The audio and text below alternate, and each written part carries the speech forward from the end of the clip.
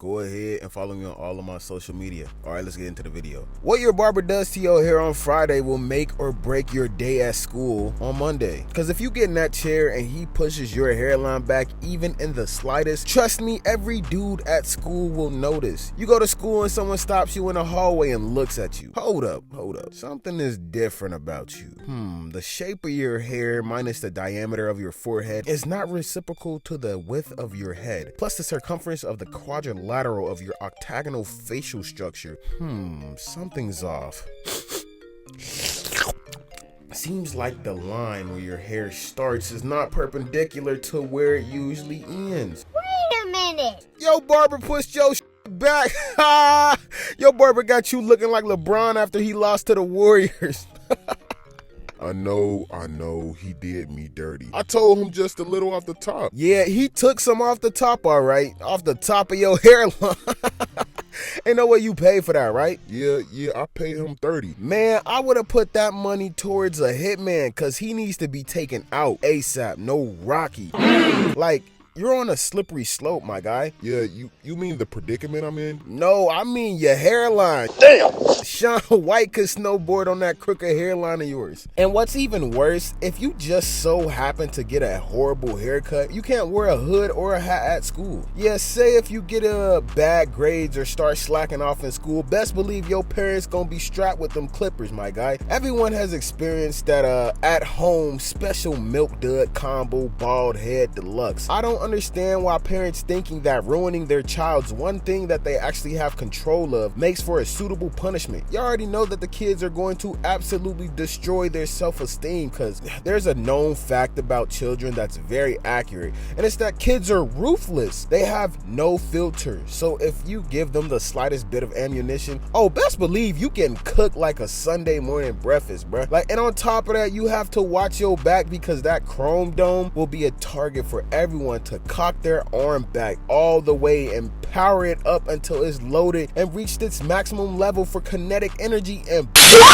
they are unleashing the slap to the back of your head with the power of the almighty God himself. Your head will be in the worst pain fathomable. What's even worse is that just because one person beat the back of that Boston baked bean head of yours, it don't mean that you're safe. It's like having a bullseye painted in the back of your head. Everybody will literally be gunning to beam you in the back of that noggin. Plus on top of that, you have no hair and it's not growing back for a good 2 weeks, so you know for a fact that the back of your head is gonna be hurting for the time being. They gonna be beating on the back of your head like bongos. Man, I remember one day I was bored and I wanted to give myself a part in my hair so bad. I wanted the line in the middle of my head, probably because I had it before, so I grabbed the clippers and I turned them on. My hands are trembling and shaking as I get closer and closer to the top of my head, and as soon as I decide that maybe it wasn't the best idea, yeah, it was way too late.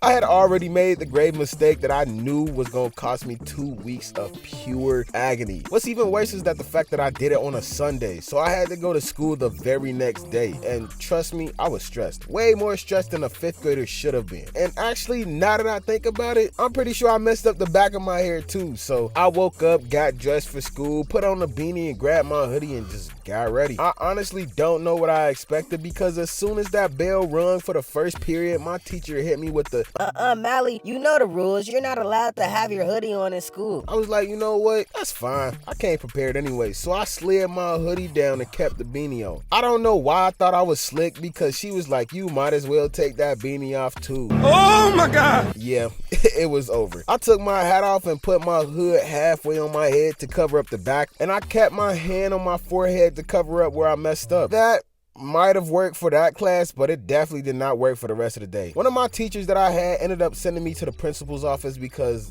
they kept nagging me to take off my hood and I just refused to do so. They ended up calling my parents and kept asking me why I wouldn't take off my hood. I showed the principal and he had to be the most goated clutch principal ever, because if I was him and one of my students came up to my office looking the way I had looked, I would have straight busted out laughing in that kid's face, and I probably would have lost my job too. too. Fast forward about 8+ years later, and now I'm actually pretty good at cutting hair myself. And I ain't gonna lie, this gotta be the best cut that I've did ever. But this video ain't talking about good cuts. Okay, so we got the mohawk. I'm pretty sure everyone or almost everyone has had this haircut, and I don't know why this phase was so popular, because if you think about it, the barber literally shaved the sides of our head. Well, not mine, because I ain't have this, but he shaved the side of our heads, and if we was feeling a little jiggy with it, they would put some crazy design on both sides. Then we had the box, and I ain't talking Roddy Rich. Matter of fact, where is that man? Y'all clowned that poor man out of existence. You know, this is actually a decent haircut. I've seen a variety of boxes in my day.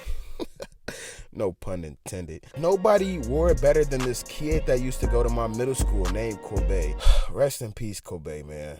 His hair was perfectly symmetrical, always kept it fresh. Probably one of the cleanest cut boxes that I've ever seen.